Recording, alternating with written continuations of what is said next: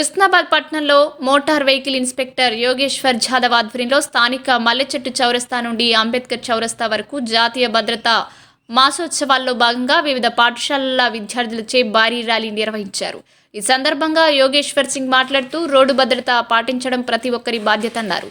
రోడ్డుపై డ్రైవింగ్ చేసేటప్పుడు జాగ్రత్తగా ఉండాలన్నారు. మద్యం తాగి వాహనాలు నడపవద్దని డ్రైవర్లను కోరారు. ఈ నెల 31 వరకు జాతీయ భద్రతా మాసోత్సవాలు నిర్వహిస్తున్నామన్నారు.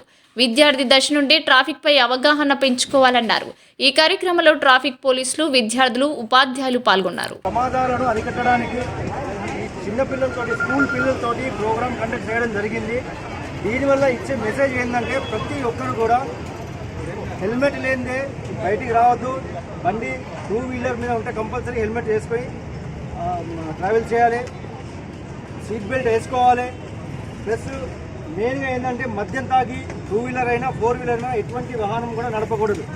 ఇటువంటి ప్రమాదాలు జరగకుండా ఈ సూచనలు పాటిస్తే మనం కొంత అయినా ప్రమాదాలను అరికట్టి మన సమాజానికి మనం ఏదో చేసినట్టు అవుతాం.